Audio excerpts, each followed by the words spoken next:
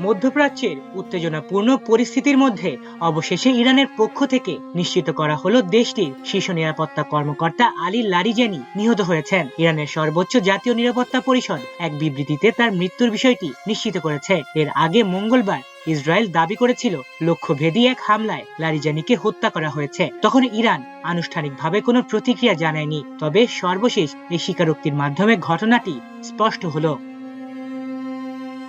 ইরানের আধা সরকারি বার্তা সংস্থা মেহের নিউজে প্রকাশিত বিবৃতিতে বলা হয়, দীর্ঘদিন ধরে ইসলামী বিপ্লব ও রাষ্ট্রের উন্নয়নে নিবেদিত এই নেতা অবশেষে শাহাদাতের মর্যাদা লাভ করেছেন। এর আগে একই দিনে ইরানের Islamic revolutionary guard corps IRGC Basij বাহিনী কমান্ডার গোলাম রেজা সোলাইমানি নিহত হওয়ার খবর নিশ্চিত করেছিল, যা পরিস্থিতিকে আরো জটিল করে তোলে। ইসরায়েলের প্রতিরক্ষা মন্ত্রী ইসরায়েল কাটজ মঙ্গলবার রাতে দাবি করেছিলেন পৃথক হামলায় সোলাইমানির পাশাপাশি লারিজানিকেও হত্যা করা হয়েছে। সে সময় ইরান নীরব থাকলেও এখন তাদের আনুষ্ঠানিক স্বীকৃতি ইসরায়েলের দাবিকে আংশিকভাবে সত্য প্রমাণ করেছে। তবে হামলার বিস্তারিত বা কিভাবে এই হত্যাকাণ্ড সংঘটিত হয়েছে সে বিষয়ে এখনো বিস্তারিত কিছু জানানো হয়নি। লারিজানি ছিলেন ইরানের ক্ষমতার বলয়ের অন্যতম প্রভাবশালী ব্যক্তিত্ব।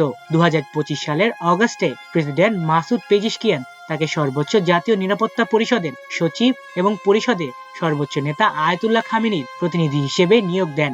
এছাড়া তাকে প্রয়াত সর্বোচ্চ নেতার ঘনিষ্ঠ উপদেষ্টা হিসেবেও বিবেচনা করা হতো, যা তার রাজনৈতিক গুরুত্ব আরো বাড়িয়ে তোলে।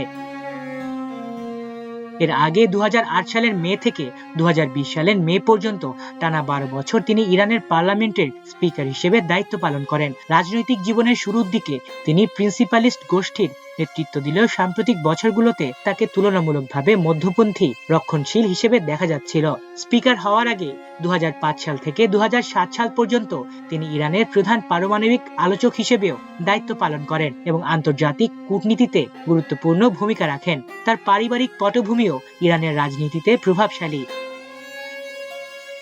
মাল্টিমিডিয়া ডেস্ক, আমার দেশ।